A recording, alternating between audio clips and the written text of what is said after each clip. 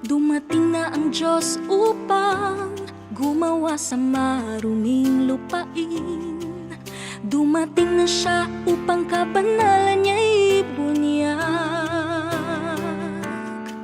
upang gawin ang gawain niya't iligtas ang tao rito.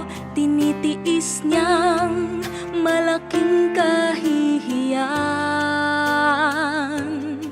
Ginagawa niya to para sa saksi at sa sangkatauhan. Sa gawain ng Diyos lahat kitang katuwiran niya. Pangingibabaw sa pagligtas ng grupo ng hamak, pinapakitang kadakilaan niya. At katuwiran niya'y lubos na kilala.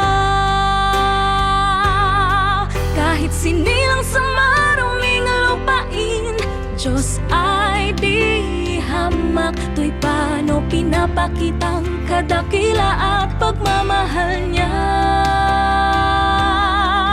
Mas gumagawa siya sa paraang to, mas nalalaman ng taong dalisay at perpektong pagmamahal ng Diyos sa tao.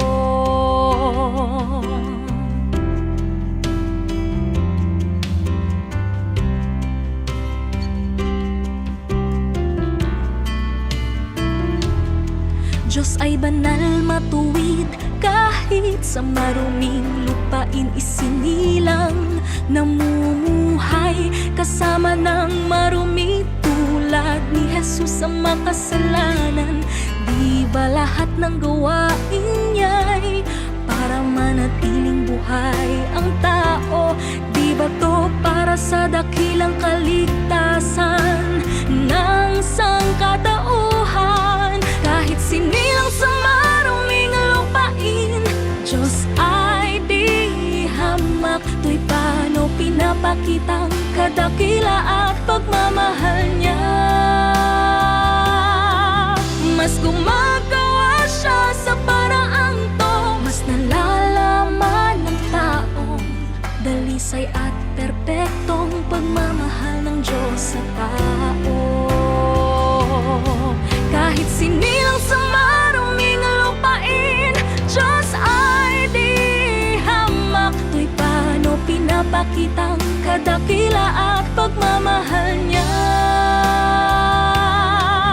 Mas gumagawa siya sa paraang to, mas nalalaman ng taong dalisay at perpektong pagmamahal ng Diyos sa tao. Dalisay at perpektong pagmamahal ng Diyos sa tao.